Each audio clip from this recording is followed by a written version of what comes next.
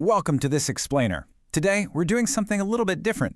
We're framing our analysis as an urgent executive leadership memo on crisis management. And to do this, we're drawing our strategic insights from the rich, ultra-realistic visual heritage of India. Specifically, one of the absolutely most psychologically profound narratives in ancient Vedic literature, the epic of Gajendra Moksha from the Srimad Bhagavatam. We're going to look at how an ancient story about an elephant and a crocodile actually holds the ultimate blueprint for modern organizational humility, crisis navigation, and surviving market disruption. Okay, let's just dive right into the agenda for this briefing. We've got 6 key sections to cover today: the illusion of dominance, the sunk cost crocodile, escalation as intelligence, articulating the crisis, the speed of grace, and finally, transformation through moksha. All right, Section 1. The illusion of dominance. We're starting with the Ahankara trap. So, in the ancient story, Gajendra is this mighty elephant king. I mean, he is the absolute, uncontested, most powerful creature in the forest.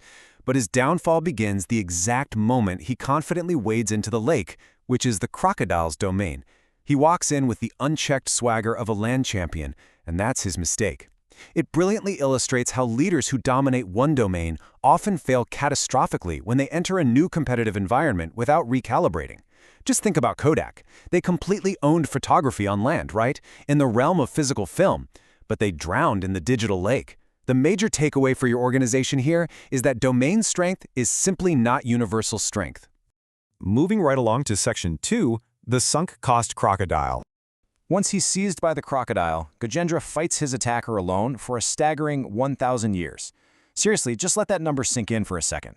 Imagine 1,000 years of terrible quarterly earnings calls.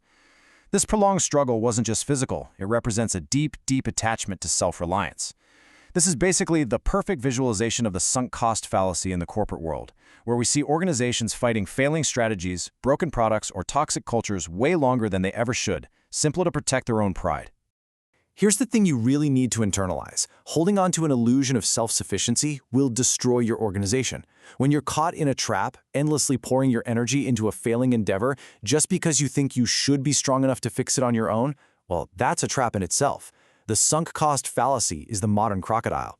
Knowing when to stop fighting alone isn't a sign of weakness or defeat, it is actually the ultimate sign of strategic intelligence. And let's look at the adversary for a moment.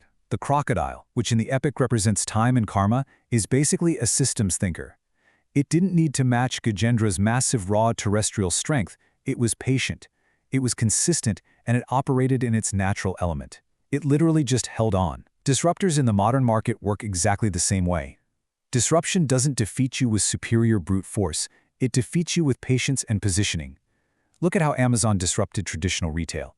They didn't immediately overpower incumbents with raw force. They succeeded through logistical patience and data positioning, operating in their native digital element, while legacy companies just exhausted themselves thrashing around.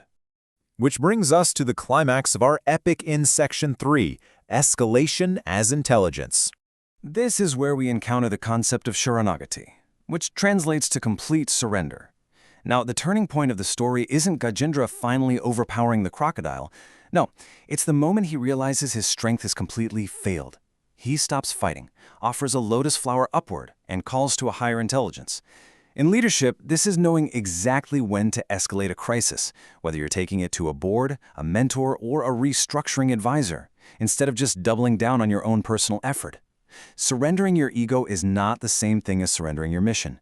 Honestly, it's the most mature leadership move you can possibly make when you're entirely out of your depth. But here is the catch. Section 4. Articulating the crisis, because recognizing you need help is only half the battle. When Gajendra calls out to the divine force Vishnu, he doesn't just scream in panic.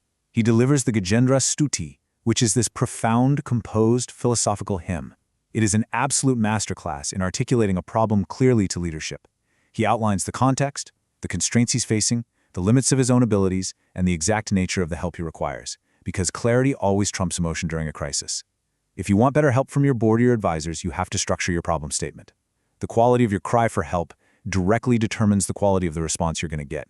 So what happens when you do that, right? Let's look at Section 5, the speed of grace. In the text, Vishnu's response to Gajendra's clear, ego-free escalation is immediate. He doesn't wait around. He descends instantly, mid-flight, before Gajendra even finishes his prayer. He even bypasses his usual vehicle, Garuda. He responds with genuine, intense urgency. This is an incredible model for exceptional mentors, investors, and board members. Great leaders build institutional cultures where a genuine, well-articulated cry for help gets immediate support, completely bypassing all the red tape and bureaucracy. When the ego is dropped and the crisis is real, the response absolutely has to be instant. Now, we also have to acknowledge the undercurrent of this struggle to really understand organizational history. You see, both Gajendra and the crocodile were actually operating under the weight of past life karma. Their current crisis was rooted in unresolved history. And we see this all the time in business. Many corporate crises aren't actually new problems.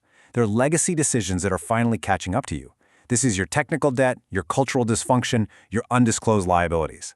You might be fighting a present-day crocodile that was actually born from past-era choices. And that is exactly why you have to audit your legacy, not just your current quarterly metrics.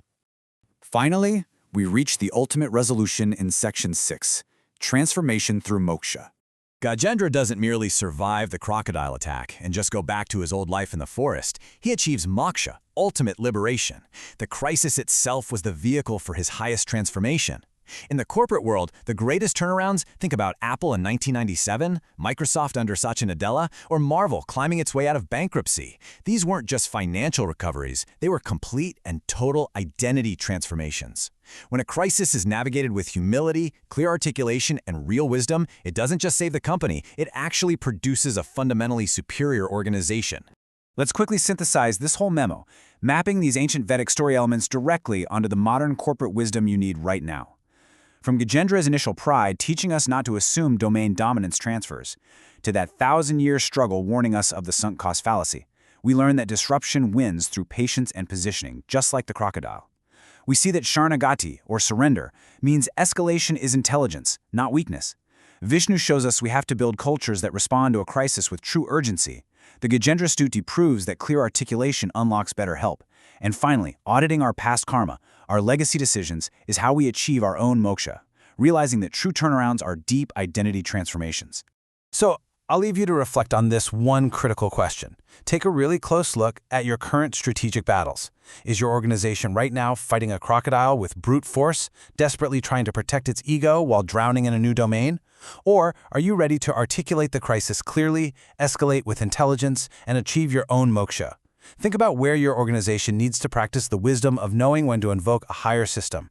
Thanks so much for joining me for this explainer, and I really hope this ancient blueprint helps you navigate your modern challenges.